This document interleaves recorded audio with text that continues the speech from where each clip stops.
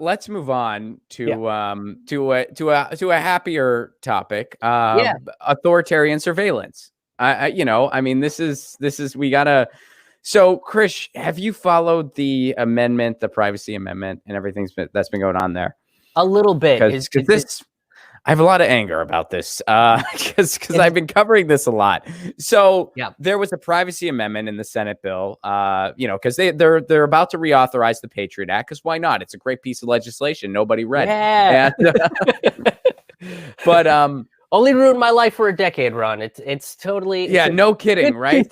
As an immigrant, I'd imagine it was no friend to you.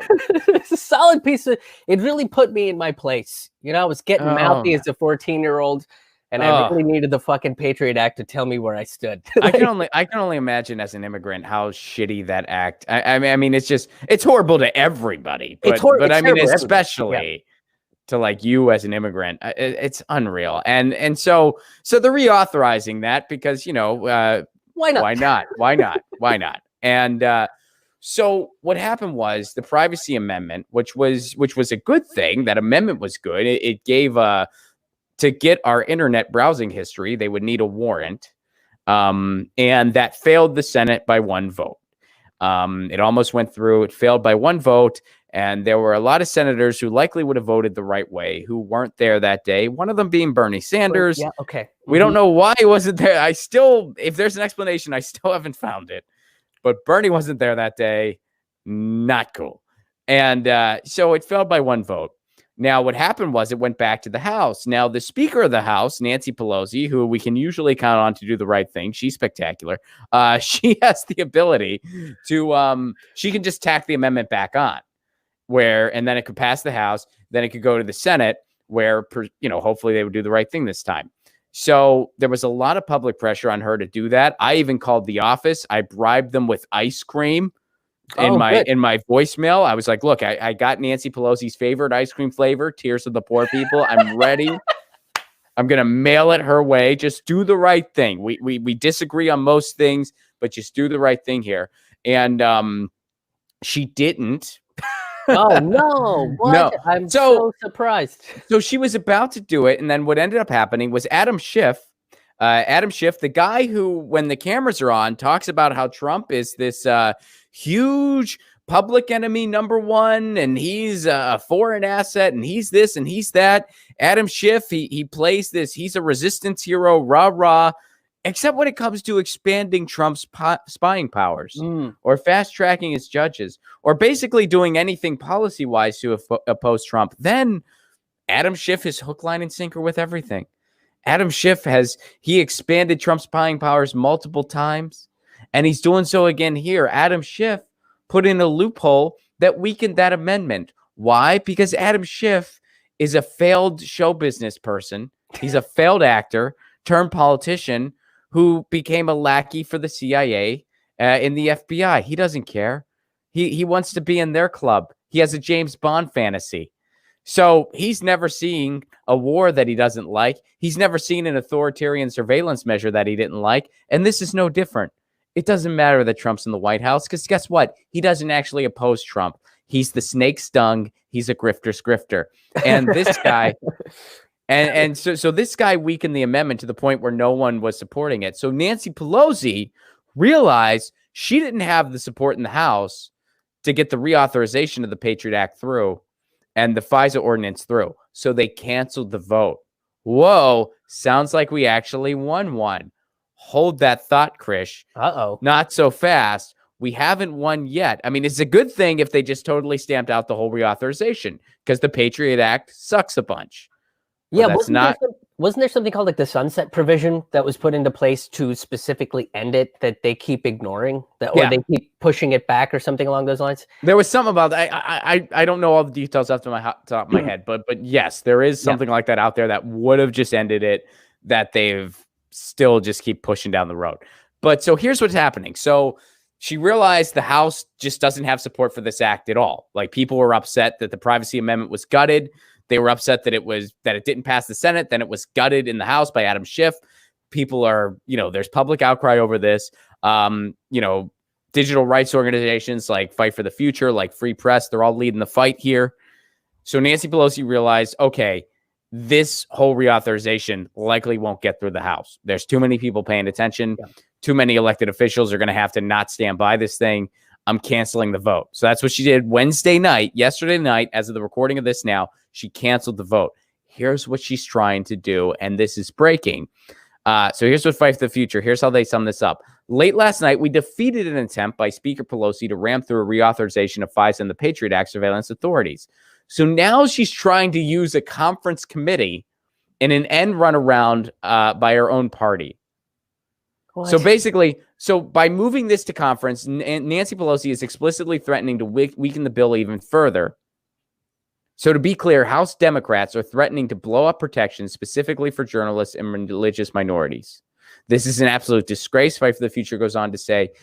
We know that the Patriot Act and FISA surveillance programs have been repeatedly abused to target immigrant communities, journalists, activists, and religious groups. But Speaker Pelosi and Adam Schiff want to reauthorize them so bad that they don't care. Here's the deal. We can stop this. The House will have to vote on a procedural motion to allow her to move this to conference committee with the version the House passed in March, which had no added protections at all. So you can still go to saveinternetprivacy.org to do something about this. And again, that's saveinternetprivacy.org. Tell them to stop, to not allow it to go to committee, to vote against allowing it to go to committee. But it's amazing how much this fight has morphed. First, we wanted that privacy amendment back. They gutted that. Then they didn't have the support for the amendment, so they just, for the reauthorization in general, so they just squashed that vote. So it's like, well, it sounds like this is a victory, a small victory for a change.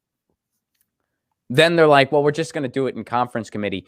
Imagine, Krish, if Nancy Pelosi and the Democrats and the Republicans too. I mean, this is it's a bipartisan world, which means that the right wing has a horrible idea and everyone else is going to help them sell it. Imagine if they worked this hard for relief to people as they did to take away our civil liberties in the Patriot Act. I mean, It's amazing. And when you see stuff like this happen, you realize, no, Nancy Pelosi is not a bad legislator as far as her knowledge. She knows how to get what she wants. It's not like, oh, she's just so weak.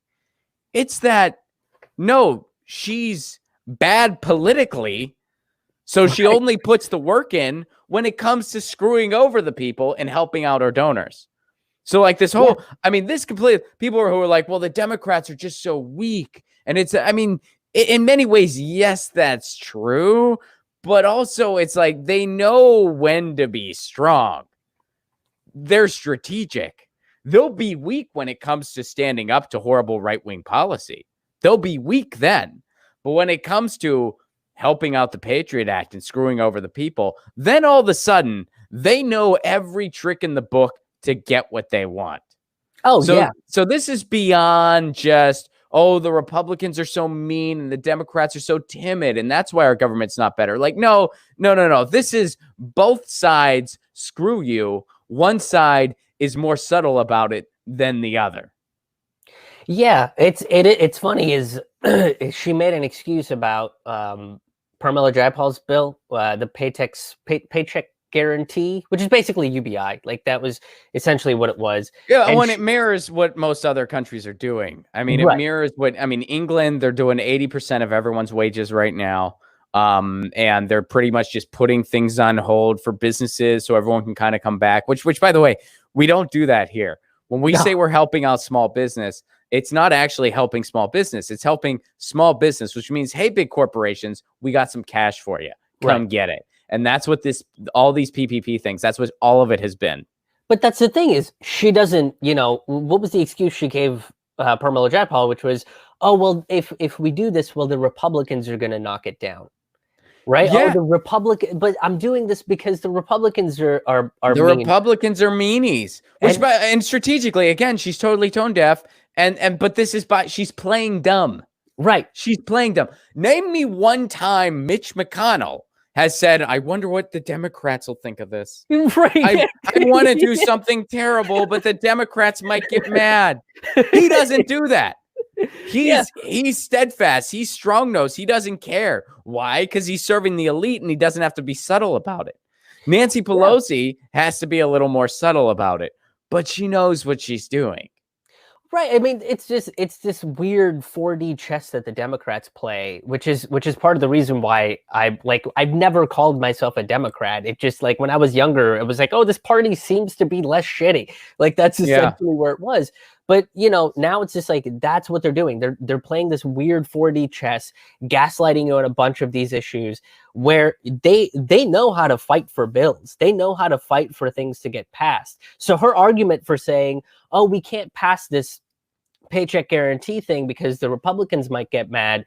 Well, wait a minute, but you are fighting super hard and you're pulling in committees and all of these other loopholes to keep this privacy bill going.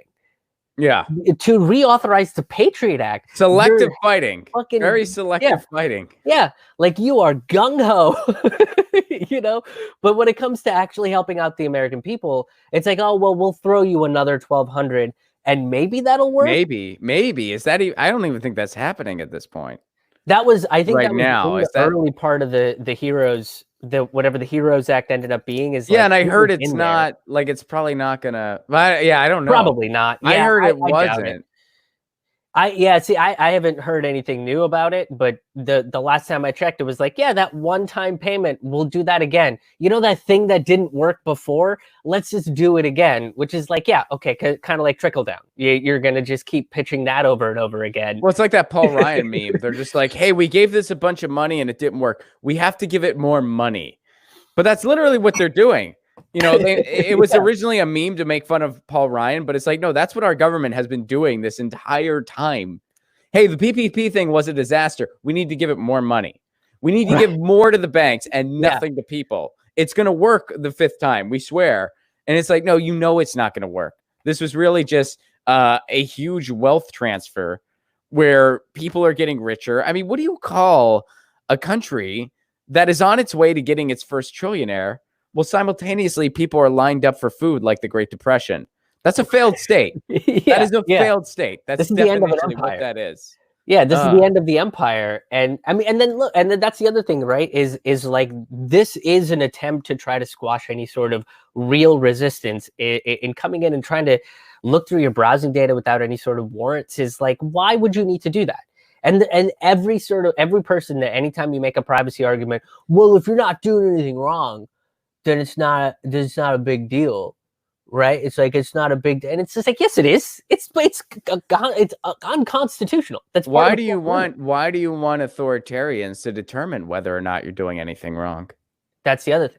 I mean, it's just like, well, why do you want someone else to? Yeah, it's saveinternetprivacy.org and let your representatives know this is happening right now.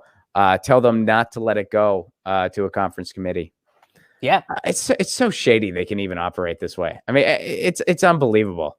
It's just so like the ridiculousness that our government can go to when it comes to screwing over people. Get your news on with Ron. Don't you want to know what's going on? We're getting our news on today. Get your news on with Ron. Don't you want to know what's going on? We're getting our news on today. You can tweet me an article at Ron Placone. We'll go through it together and